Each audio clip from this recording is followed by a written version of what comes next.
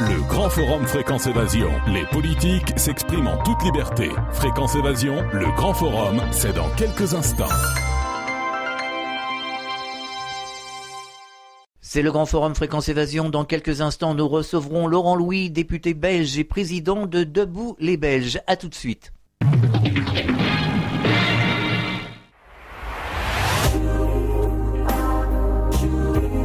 Fréquence Évasion Radio.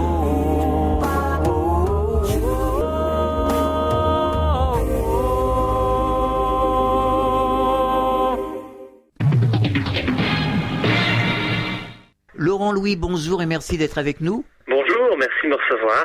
Alors, on vous voit beaucoup en ce moment sur les réseaux sociaux. Vous êtes un député belge et président de Debout les Belges. Comment êtes-vous entré en politique? Quel a été votre cheminement? Oh, bah écoutez, j'ai commencé en politique comme tout le monde, hein, en militant pour un mouvement, un parti traditionnel. Donc j'ai essayé de me faire remarquer de cette manière-là. Et puis bon, petit à petit, j'ai évolué vers un discours plus politique, avec plus de responsabilités. Ce que je peux dire, c'est que si je suis parvenu à être député en Belgique, c'est parce que jusqu'à il y a peu, j'étais un bon petit mouton du système, même si j'ai toujours eu la volonté de parler franchement.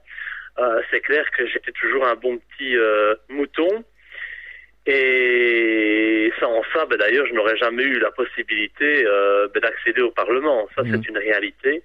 Et donc, depuis que je suis au Parlement, c'est-à-dire depuis 2010, j'ai ouvert les yeux sur beaucoup de choses. J'ai vu comment les politiciens géraient notre pays, mais je peux dire nos pays, parce qu'en France, en Belgique, je ne pense pas qu'il y ait énormément de différences. Exactement, tout à fait, oui. Et donc j'ai ouvert les yeux, et depuis je me suis engagé à 100% dans la dissidence en Belgique, une dissidence qui malheureusement en Belgique est très peu développée. Donc j'essaye de la développer au maximum. J'ai également vu quelles étaient les interactions entre le monde politique et les médias, où il n'y a aucune objectivité, où malheureusement avec les médias traditionnels, on fait ami-ami, et finalement ce sont aujourd'hui plus des organes de propagande que des organes d'information.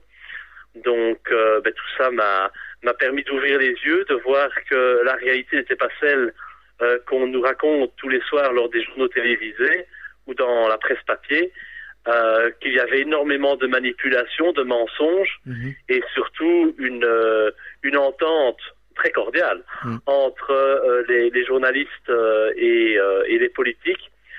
Et le but de cette entente, c'est bien entendu d'endormir la population, de lui raconter beaucoup d'histoires, de lui faire croire beaucoup de choses, pour surtout que le peuple ne se rende pas compte de la réalité et qu'il ne se réveille pas. Donc depuis, de mon côté, j'essaye de réveiller les citoyens, et c'est d'ailleurs pour ça que je suis très actif sur les réseaux sociaux.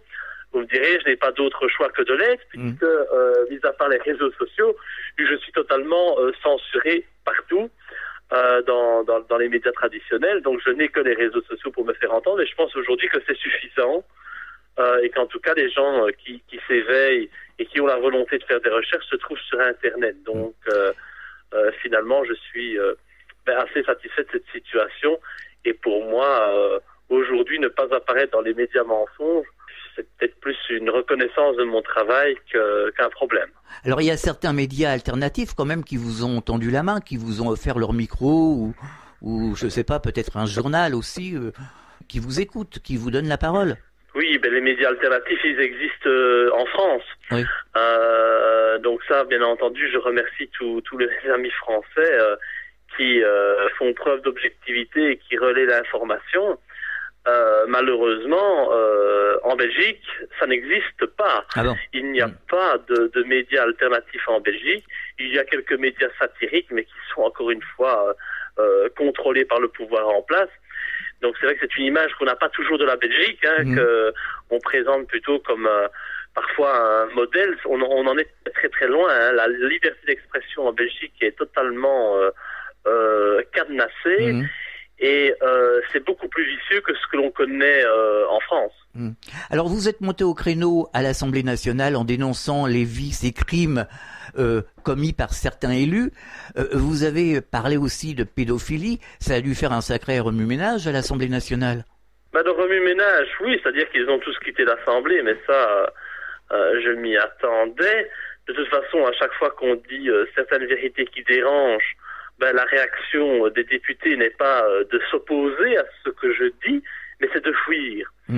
Et donc je trouve que c'est un aveu vraiment très important.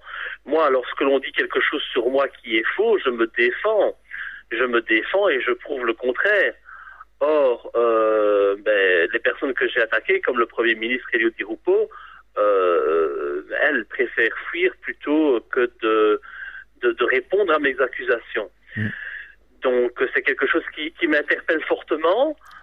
Il est clair aujourd'hui qu'il y a un lien très important entre la pédophilie, la pédocriminalité en général et les élites. Donc les élites, c'est les élites politiques évidemment, mais il n'y a pas qu'elles. Il y a aussi les élites judiciaires, il y a les élites financières, et il y a les élites cachées dont on ne parle pas, tous ces groupes secrets de franc-maçonnerie et autres. Donc je pense que ça, il y a un lien très clair entre tous ces individus, toutes ces associations, tous ces groupuscules, et que malheureusement, et on le constate, c'est que les enfants ne sont pas protégés. Il y a très très peu de volonté de porter atteinte au réseau pédophile, on le voit bien. Ce qui est toujours très très éclairant selon moi, c'est que tous les ans, même tous les 6 mois aux États-Unis, on parle du démantèlement de très grands réseaux pédophiles, mêlant des personnalités et des personnes influentes. Et en Belgique ou en France ou en Europe plus largement, on fait comme si cela n'existait pas. On sait très bien que si ça existe aux États-Unis, ça existe chez nous également. Il n'y a aucune raison que ce ne soit pas le cas. Et cette volonté de faire toujours comme si cela n'existait pas, je trouve ça très louche et très criminel. Et la réaction de nos élites politiques, qui est de toujours considérer les personnes qui parlent de réseaux pédophiles éventuels comme des complotistes ou des fous qu'il faut mettre en asile psychiatrique, je trouve ça assez édifiant. Les témoignages sont là, les victimes sont là. Le problème, c'est qu'à partir du moment où à chaque fois qu'une victime ose se déclarer comme telle et qu'on la traite de folle, c'est clair que ça ne donne pas vraiment envie aux autres victimes de se faire connaître. C'est ce qu'on a connu dans le dossier du trou. Toutes les victimes qui sont intervenues et qui ont parlé de l'existence de réseaux ont été considérées comme folles et ont été internées. Donc je crois que c'est un très très mauvais signal que l'on donne. Et on a essayé de faire la même chose avec moi, puisque suite à mes révélations dans le dossier du trou, qui a justement suscité l'irritation du Parlement au point que tous les députés quittent l'hémicycle, eh bien on a aussi réclamé mon internement. Ah oui. Donc je trouve, voilà, je pense que n'importe qui d'objectif peut me suivre sur Internet, peut écouter mes interventions au Parlement, mes différentes interviews qui ont été filmées, et je pense, sans trop m'avancer, qu'on peut en conclure très rapidement que je ne mérite pas d'être interné. On l'avait bien compris. Psychiatrique. Donc c'est fou, parce que si on le fait avec moi qui suis parlementaire, imaginez les dégâts lorsqu'on le fait à une victime de pédophilie qui, elle, n'a de un, pas le mandat qui est le mien, n'a pas la possibilité de s'exprimer publiquement devant un auditoire. C'est clair qu'elle se retrouve très seule et très esseulée et dans une situation bien problématique. Alors de plus en plus, les citoyens, les auditeurs nous disent ne plus vouloir voter. Ils disent que tous les politiques sont tous des manipulateurs, qu'ils sont corrompus. Je suppose que vous avez dû déjà entendre ce genre de réflexion en Belgique. Comment réagissez-vous à ce genre de réflexion ? Là, il y a une différence très claire entre la France et la Belgique. C'est qu'en Belgique, le vote est obligatoire. Donc, nous, voter n'est pas un droit, c'est une obligation. Et donc, nous, les citoyens, doivent aller voter sous peine de sanctions financières. C'est encore plus vicieux qu'en France, selon moi, parce qu'alors les gens qui en ont ras-le-bol de la politique, doivent se déplacer et ils votent bien pour quelque chose, pour un parti. Nous n'avons pas un taux d'abstention qu'on a en France. Donc, la population en a ras-le-bol, elle en a marre, ça c'est un peu généralisé un peu partout en Europe, je pense.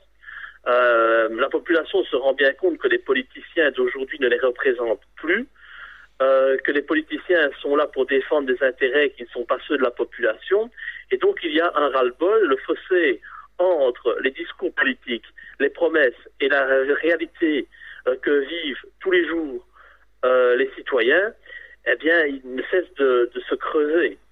Et donc ça se marque par un ras-le-bol et un rejet des politiques. Et donc moi, au sein du mouvement Debout les Belges, qui, après 3 mois d'existence, compte déjà 4500 adhérents, ce qui est quand même assez exceptionnel pour un mouvement citoyen et politique en Belgique, eh bien, nous sommes en train de regrouper toutes ces personnes qui sont déçues de la politique, toutes ces personnes qui n'ont plus envie de voter, toutes ces personnes qui, depuis des années, vont voter parce qu'ils sont bien obligés, mais votent blanc, ou écrivent une insulte sur le bulletin de vote, eh bien, nous sommes en train de les regrouper. Parce que je pense que certaines personnes me voient comme un espoir. Je suis d'ailleurs très honoré de porter cet espoir de la population. Un espoir pour un changement au niveau de la politique, mais je pense que le changement politique, il s'impose aujourd'hui, parce que on ne peut pas continuer avec des politiciens qui pensent tout savoir et qui décident à la place du peuple sans jamais lui demander son avis. Il faut savoir aussi qu'en Belgique, le référendum est interdit par la Constitution. Donc nous donnons des leçons de démocratie un peu partout dans le monde, mais la démocratie chez nous est quand même en très très gros danger. Alors justement, vous pouvez nous présenter les objectifs de Debout les Belges? Eh bien, les objectifs de Debout les Belges, c'est de rendre le pouvoir au peuple. Nous sommes un parti, le parti des sans-voix, le parti des sans-droits, le parti des pauvres, le parti de tous ces citoyens que l'on n'écoute pas, que l'on méprise, que l'on prend de haut avec une certaine arrogance, parce que le monde politique aujourd'hui est très arrogant. On utilise toujours de belles phrases, on fait en sorte d'utiliser des mots que personne ne comprend pour encore endormir les citoyens. Et donc chez nous, on parle vrai. On parle simplement, pas de manière simpliste, mais simplement, afin que tout le monde puisse comprendre le message que nous véhiculons pour ne tromper personne. Et donc l'objectif, c'est de rendre le pouvoir au peuple avec des mesures qui semblent assez évidentes. C'est en sortir avec la particratie actuelle, que ce soit en Belgique ou en France, on en a marre. On a envie d'autre chose, de différent. Ça fait des dizaines et des dizaines d'années que ces gens nous ont confisqué le pouvoir, qu'ils dirigent le pays sans jamais écouter les citoyens. On voit où on en est aujourd'hui. Alors je pense que dans le monde actuel, tout évolue, tout change. Tout est en permanente évolution. Or, qu'est-ce qu'on constate, c'est que le système démocratique, eux, ils sont immuables. Rien ne change. On va toujours voter de la même manière pour des mouvements qui sont toujours organisés de la même manière, qui proposent presque toujours la même chose. Et donc, nous, chez Debout les Belges, ce qu'on souhaite, c'est suivre les théories de M. Étienne Chouard, donc demander la suppression des partis politiques, la dissolution du Parlement, la mise sur pied d'une constituante pour revoir la Constitution et mettre sur pied le tirage au sort des élus, avec bien entendu un encadrement sur base volontaire et avec des règles qui soient mises sur pied, mais surtout pour sortir de cette particratie, parce que en Belgique, par exemple, ça fait 20 ans que nous avons exactement les mêmes ministres. Peu importe ce que l'on vote, ce sont toujours les mêmes qui reviennent.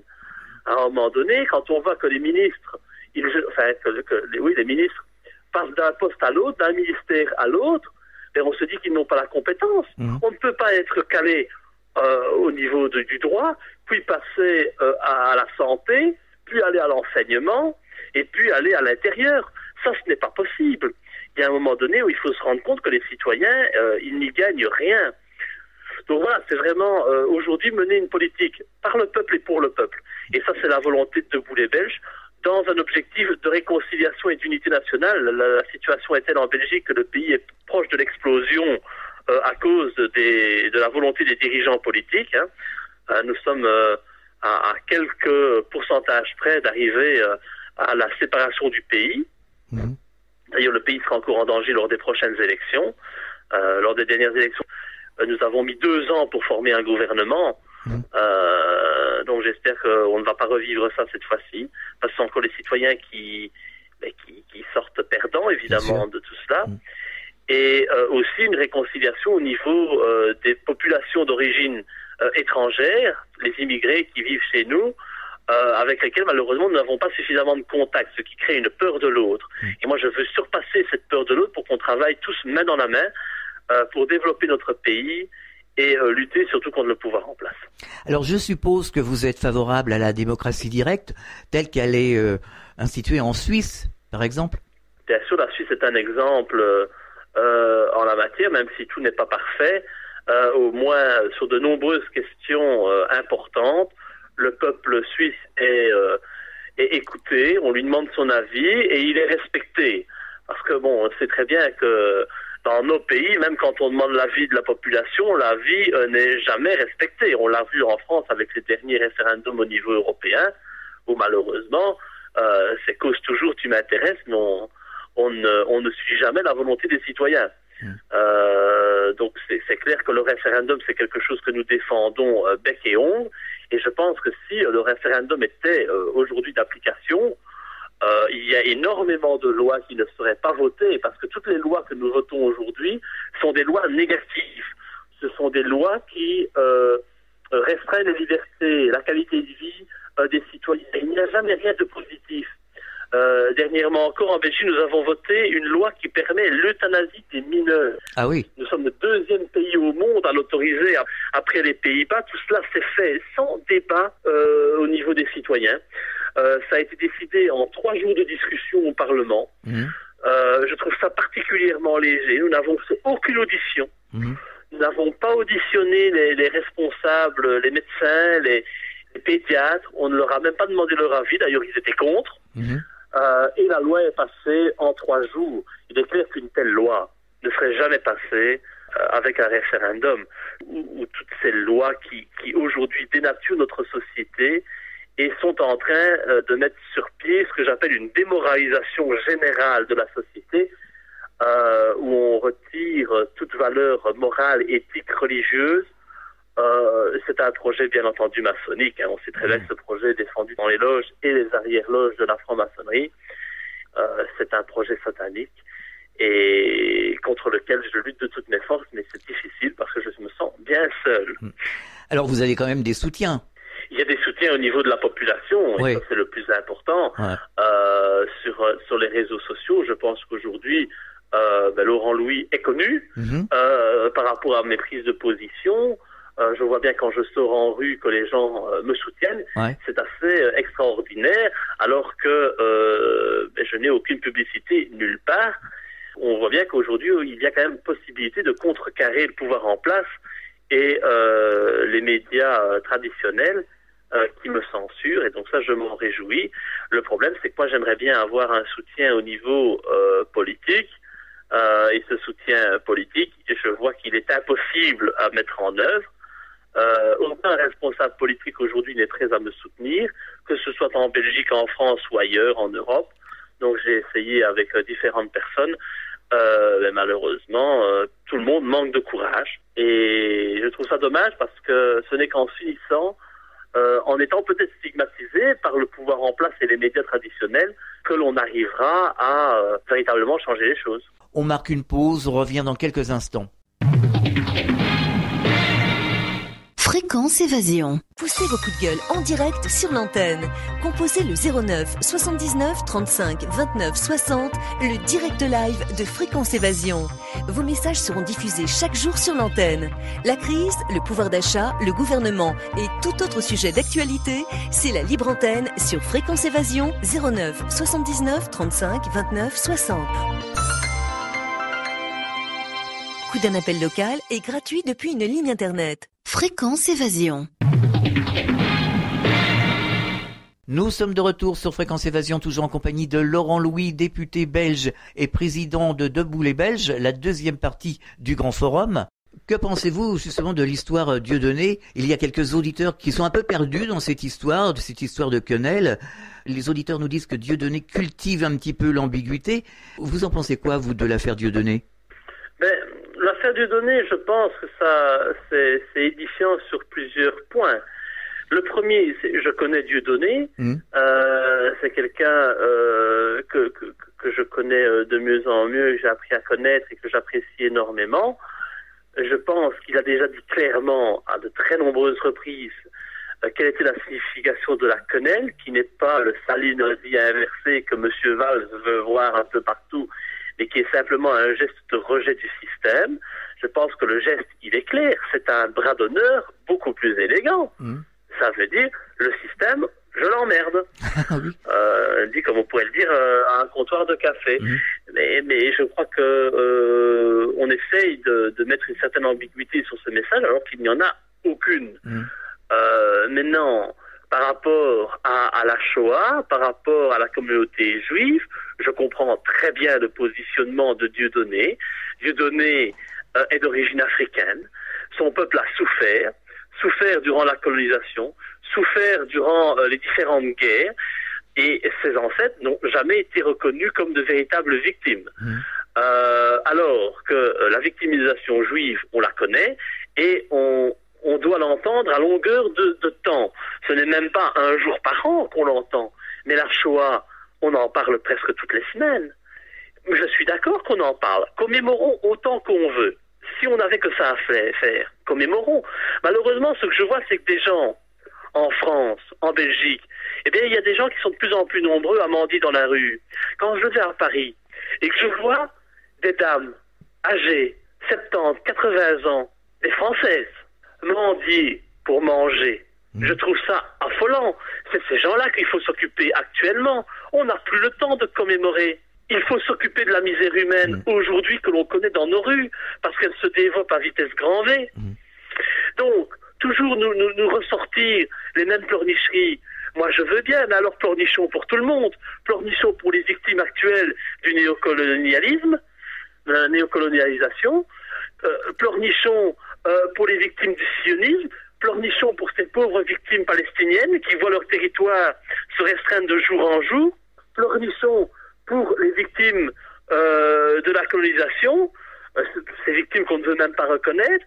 Pleurnichons pour ces soldats qui sont morts alors qu'ils étaient algériens, qu'ils étaient sénégalais ou autres, qui sont morts pour la France, ou congolais qui sont morts pour la Belgique. Mais ce que Dieudonné veut dire, et ce que je veux dire aussi, c'est qu'il ne doit pas y avoir une gradation au niveau de la souffrance. Le peuple juif a souffert, c'est vrai, mais il n'est pas le seul. Et il n'a donc pas le droit d'être le seul à être reconnu dans cette souffrance. C'est ce qu'on essaye de faire passer comme message. Il n'y a aucune agressivité par rapport à la communauté juive. La preuve, c'est qu'on peut très bien être antisioniste et être juif.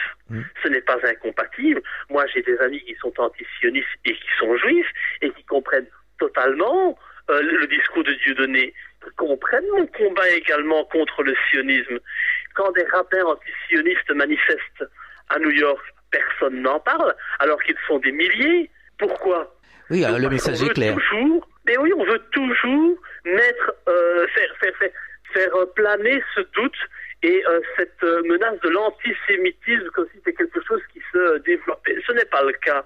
On demande simplement que chacun soit respecté dans sa souffrance, qu'on s'attaque et qu'on respecte les souffrances actuelles et que l'on dénonce, bien entendu, les crimes qui sont commis aujourd'hui par Israël, parce que des crimes sont commis aujourd'hui par l'État d'Israël, tout comme ils sont commis par la France, par l'ONU, par l'OTAN, et je pense qu'il faut avoir le droit aujourd'hui de pouvoir les dénoncer.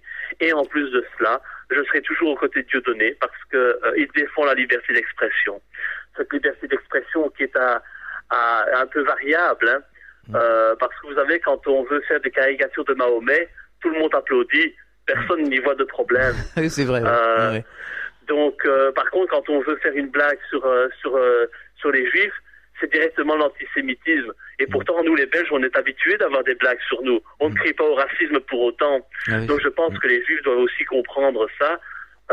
et cesser de crier au scandale à tout bout de champ. Pour moi, il n'y a pas de honte à faire la quenelle. Je pense que c'est un geste anti-système. Si ce geste est fait devant des institutions juives, je pense que ce n'est pas une honte non plus. En tout cas, ce n'est pas plus honteux que d'appeler de l'art qui consiste à jeter des excréments sur des représentations du Christ. Alors on parle de plus en plus sur le net, sur les réseaux sociaux, de conspiration, de nouvel ordre mondial. Quelle est votre position? Qu'est-ce que ça vous inspire? Le nouvel ordre mondial, il est en train de se créer, sans qu'on nous demande notre avis. De toute façon, on sait très bien que tout le monde y travaille. Quelqu'un comme Attali en France en est un grand défenseur. Je pense que tous ceux qui se regroupent lors des réunions du groupe Bilderberg participent à ce projet.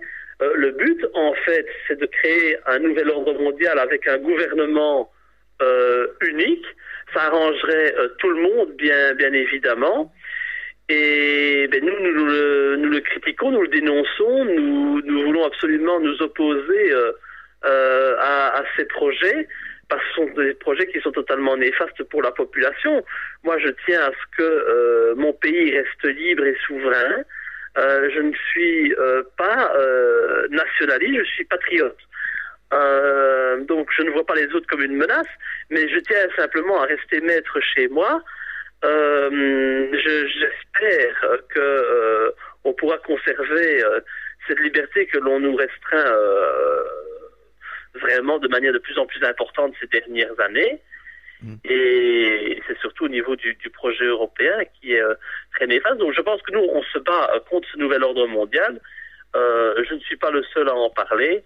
Je pense que M. Pierre Hillard également en parle de manière excellente.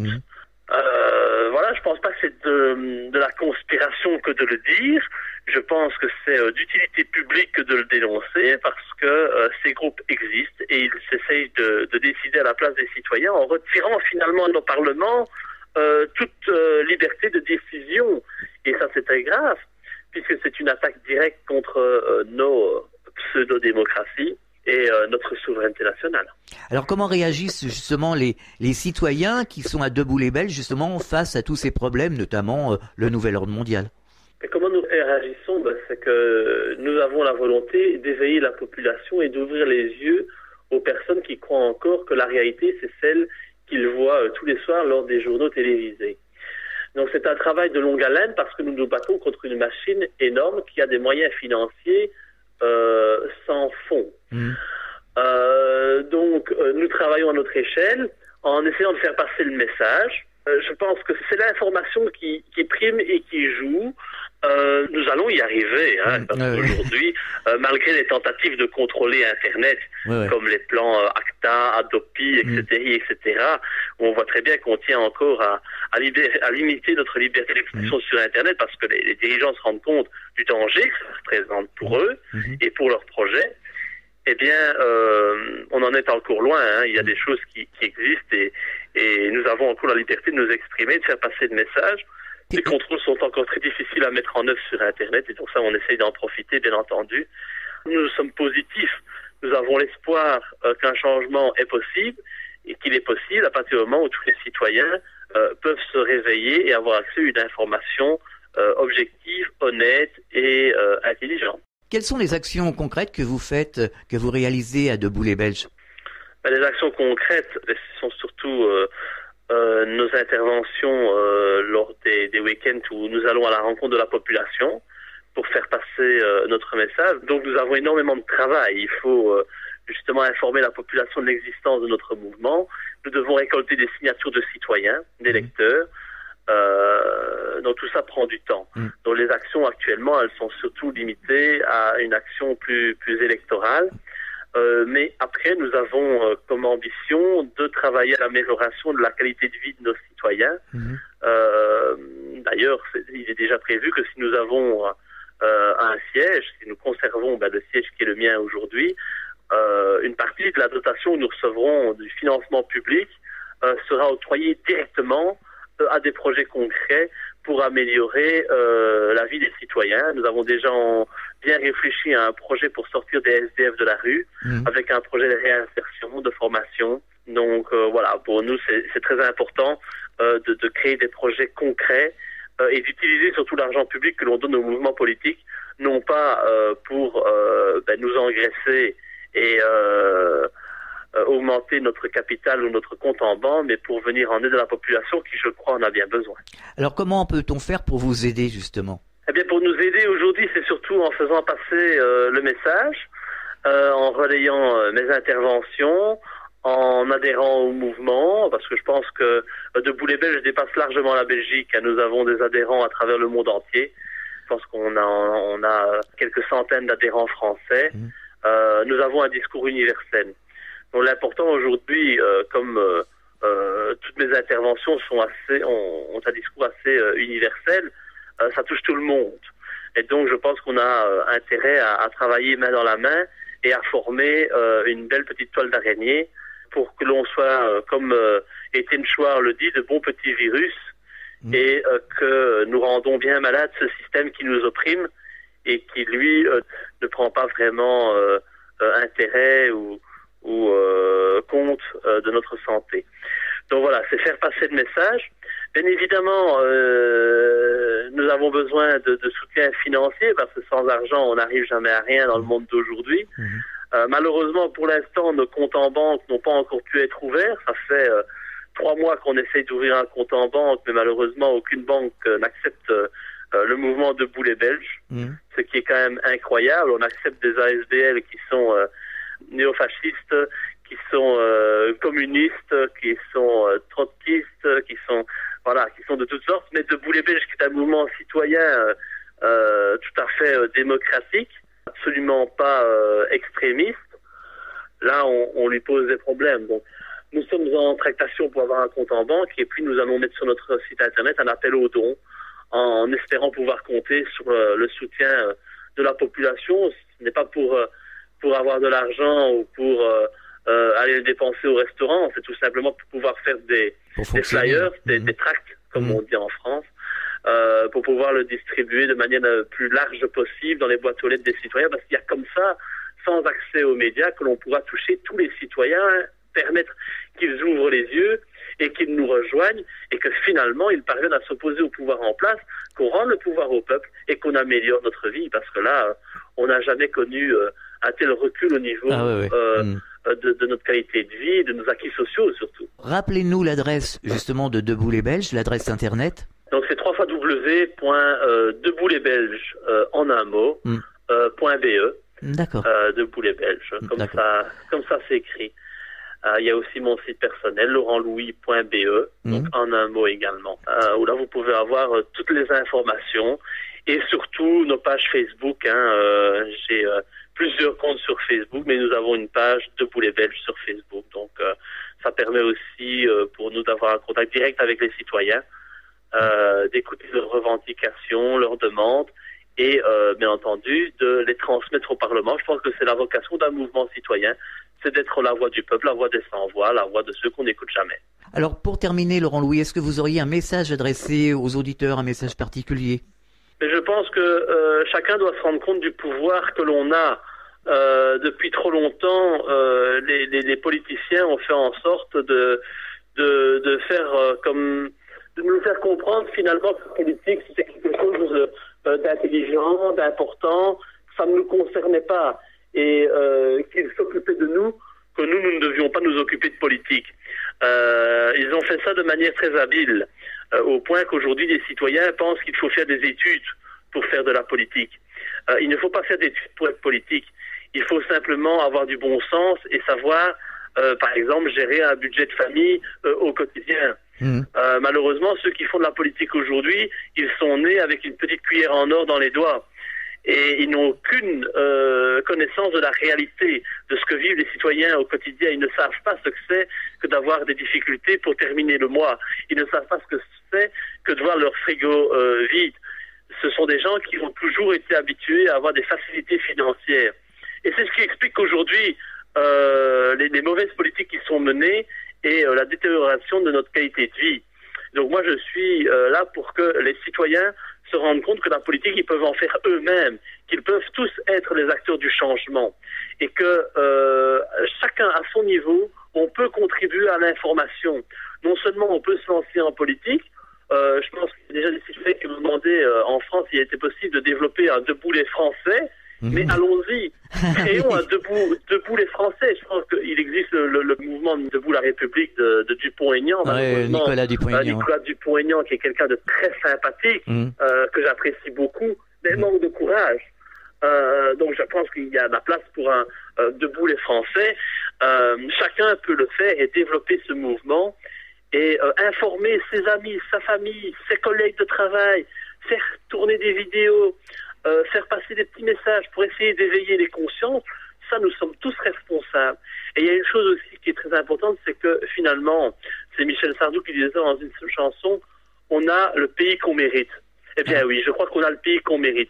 À force de se désintéresser de la politique et de laisser les politiciens faire, eh bien nous avons des politiques qui ne s'intéressent plus du tout aux citoyens et qui font n'importe quoi. Donc il est temps aujourd'hui de se réapproprier la sphère politique et de dire à ces personnes qui gèrent notre pays depuis des années, merci, vous avez fait trop de dégâts, maintenant un bon coup de pied au derrière, nous allons décider à votre place. Et puis il faut dire quand même, pour se quitter sur une note positive, quand même il y a des politiques qui font du bon boulot aujourd'hui. En tout cas, en Belgique, je n'en connais qu'une en ce qui me concerne. Tous les autres participent au système. Maintenant, je ne sais pas à qui vous pensez. Je ne sais pas, peut-être le maire d'une commune ou je ne sais pas. Ah oui, bien évidemment, mais là on est à un niveau plus local. Plus local. Oui, bien entendu. Je ne veux surtout pas jeter l'opprobre, surtout les mandataires politiques, quels qu'ils soient. Il y a des gens aujourd'hui, et heureusement, qui font de la véritable politique et qui se battent pour l'intérêt de leurs concitoyens. Malheureusement, lorsqu'ils montent à un niveau supérieur et qu'ils arrivent dans les hautes sphères de l'État, ils ont beau avoir toutes les bonnes volontés du monde, ils sont obligés de suivre les ordres qu'on leur donne. Et s'ils ne les suivent pas, eh bien, tout simplement, ils ne feront pas long feu là où ils sont. Ouais, tout à fait. Donc ça, c'est la réalité. Moi, je parle de ce que je connais, la gestion d'un pays au plus haut niveau. Et donc, je sais très bien que parmi mes collègues, il y a des gens très bien. Malheureusement, ils sont obligés de voter des lois à contre-cœur parce qu'ils savent très bien que s'ils ne le votent pas ou s'ils ne le font pas, eh bien, ils peuvent dire adieu à leur carrière. Donc, malheureusement, il y a un manque de courage de leur côté et ils privilégient leur carrière, leur compte en banque, leur portefeuille plutôt que leurs idéaux. Moi, je ne saurais pas le faire. Maintenant, chacun est libre avec sa conscience. Tout à fait. Laurent Louis, merci d'avoir participé à cette émission. Bon courage pour la suite et vous revenez quand vous voulez à ce micro. Eh bien, écoutez, merci de m'avoir donné la parole et un grand bonjour à tous mes amis de France. Je sais qu'ils sont nombreux et je les salue. À bientôt, au revoir. Au revoir. Fréquence Évasion.